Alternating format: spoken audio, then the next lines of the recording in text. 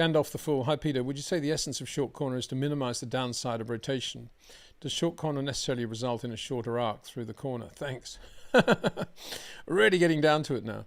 Well, I would say that if you don't have a feel for the right moment to minimize the downside of rotation, then you'll never be a short corner driver. It's not so much, it is a lot to do with the manipulation of that, but it's also to do with knowing the right moment for it.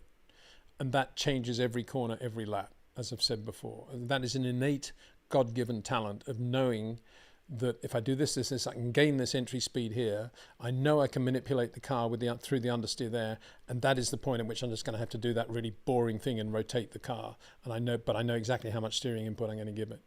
It's almost that thought process, and that glibly passes over the unbelievably difficult thing of getting to the rotation point when you are braking with cornering load on the car and keeping things as stable as you can possibly keep them within the realms of all the dynamic weight shifting of the car by manipulating the throttle against the brakes, against the steering.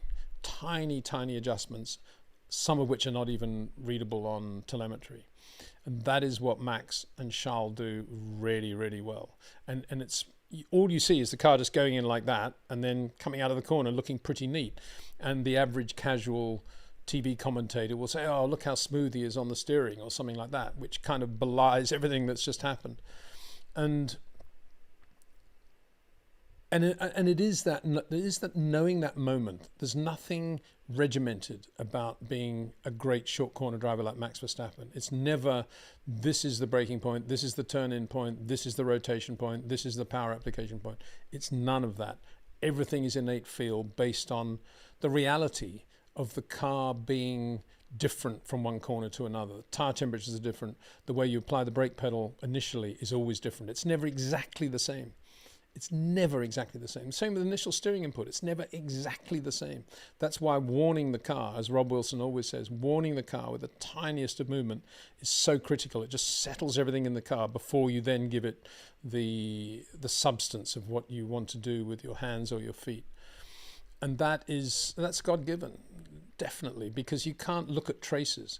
And that's why a Sergio Perez or a Yuki Tsunoda or a Liam Lawson trying to work out why they're slower than Max, looking at Max's telemetry, they'll never get an answer from that. The best they can do is not even follow him. The best they can do is actually go out on the track and watch him and listen to his power. That's about the only thing you can do.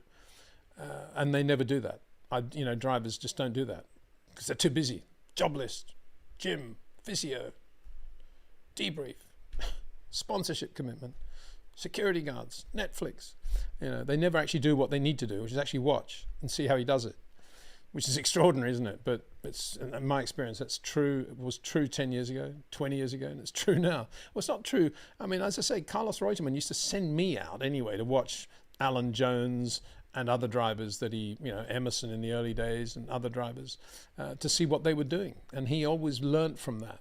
Oh, really? Okay, I'll try this tomorrow. And he was always thinking, but I don't imagine too many today are doing that.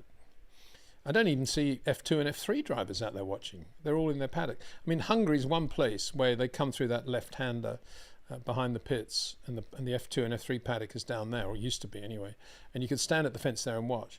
And I used to do that because it's not a bad place to be. But you'd be shocked at how few F2 and F3 drivers are there watching. I don't know what they are doing. What they're not doing is driving, because it's Formula One cars on the circuit. So they don't actually watch. So in the second part of your question, does a shorter corner necessarily result in a shorter arc through the corner? Yeah, absolutely.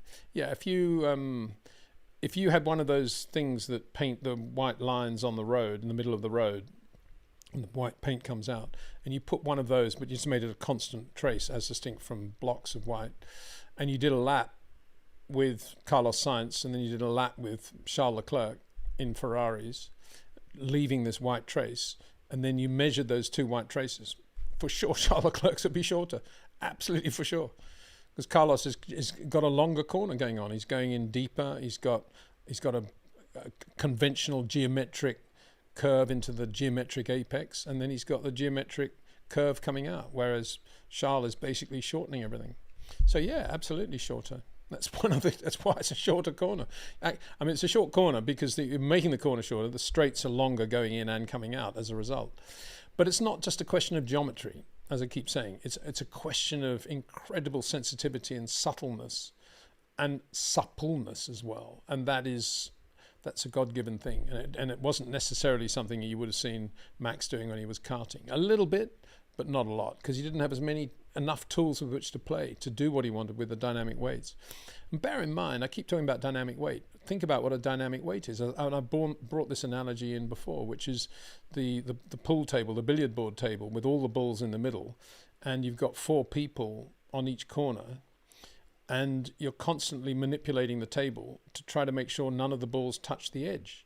That's kind of what it's like. There's so many different dynamic weights in so many different directions going on when you're going into a corner, and to manage those through something as basic as an accelerator, a brake, and a steering wheel. They are basic in that sense, but to do that is incredible. And yeah, there'll be the odd thing. I mean, it was interesting in the race, wasn't it, when they told Max, what was it? If he wanted, he'd go to torque 8 if he wanted more. I think it was more traction out of turn 9, I think it was. And he obviously did. And, you know, that's okay. You know, there's a small thing there, which he knows that with that extra torque on the back, he's able to do it with the fuel and the battery, whatever. He can use that extra torque. And the minute he knew he had that, for sure, it wouldn't have just been, I can get on the power earlier. It would have been, okay, now I can maybe rotate the car slightly less steering input because I can use the throttle a fraction more to get the car straighter, and I can save the front tires a bit and do it that way. That's what it would have been. He would have been balancing the advantage of torque 8 against something else that was a bit of a shortcoming in the corner. It wouldn't necessarily have just been more torque through the engine. And that's that's the beauty of Max. And I think maybe from halfway down the grid to the bottom, maybe it's a little bit more basic. Torque 8, yeah, more power, more grip, or whatever. But that's not how a great driver uses a small advantage like that, or roll stiffness change, or a brake bias change, for example. It wouldn't necessarily just be when he's hitting the brakes. It would be the way he's using the brakes as he's coming out of them as well.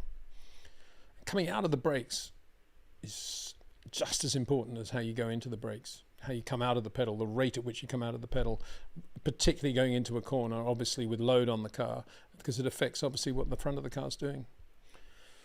So great question. Thank you very much.